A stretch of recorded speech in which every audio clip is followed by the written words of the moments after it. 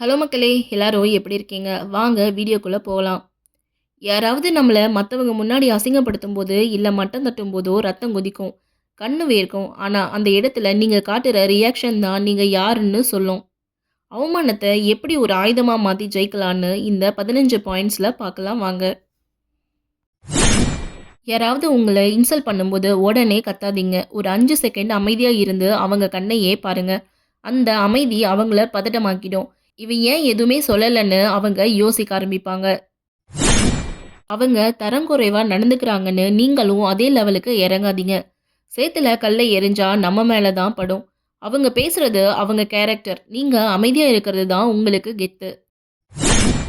கோவத்தையோ இல்ல அழுகையோ காட்டாதீங்க. ஒரு சின்ன சிரிப்பு போதும். அந்த சிரிப்புக்கு நீ பேசுறதே எனக்கு ஒரு தூசுன்னு அர்த்தம். இது அவங்கள ரொம்பவே நோக்கடிக்கும்.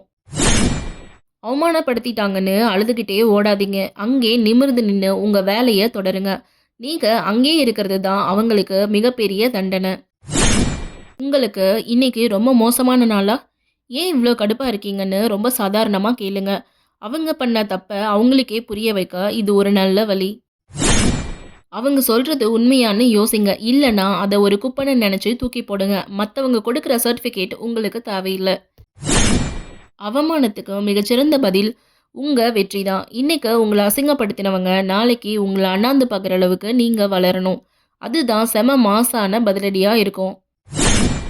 சில சமயம் அவமானம் ஒரு கசப்பான மருந்தா இருக்கும். அதுல ஏதாவது உண்மை இருந்தா அத மாத்திக்கிட்டு இன்னும் ஸ்ட்ராங்கா மாறுங்க. உங்கள நீங்களே செதுக்கிக்க இது ஒரு நல்ல வாய்ப்பு. உங்கள சுத்தி எப்பவும் குறை சொல்றவங்களே இருந்தா அங்கிருந்து கட் பண்ணிட்டு வெளிய வாங்க. உங்களுக்கு பாசிட்டிவ் எனர்ஜி கொடுக்கிற மனுஷங்க கூட அதிக நேரம் செலவிடுங்க. நான் யாருன்னு காட்டுறேன் பாருன்னு சவால் விடாதீங்க. செஞ்சு காட்டுங்க. உங்க வளர்ச்சி சத்தமில்லாம இருக்கட்டும். அதோட ரிசல்ட் இடி மாதிரி இருக்கணும். ஒரு கட்டத்துக்கு மேல உங்க மரியாதை மீறி அவங்க பேசும்போது இந்த மாதிரி என்கிட்ட பேசாதீங்க. எனக்கு பிடிக்கலன்னு நேருக்கு நேர் தைரியமா சொல்லுங்க. பாவம் ஏதோ தெரியாம பேசிட்டாங்கன்னு அவங்கள மன்னிச்சு மறந்துருங்க. இது அவங்களுக்காக இல்ல, உங்க மன நிம்மதிக்காக. பழிவாங்குற எண்ணம் உங்கள தான் அழிக்கும். உங்கள நீங்களே தாழ்வா நினைக்காதீங்க. அவமானம் வரும்போது உங்க பாசிட்டிவ் விஷயங்கள யோசிச்சு பாருங்க. நீங்க ஒரு ஸ்பெஷலான ஆளுன்னு உங்களுக்குள்ளே சொல்லிக்கோங்க. இன்னைக்கு நீங்க படுற அவமானம் நாளைக்கு ஒரு பெரிய வரலாறு படைக்க ஆரம்ப புள்ளியா கூட இருக்கலாம். காலம் எல்லாத்தையும் மாத்தும். ஸோ பொறுமையா இருங்க.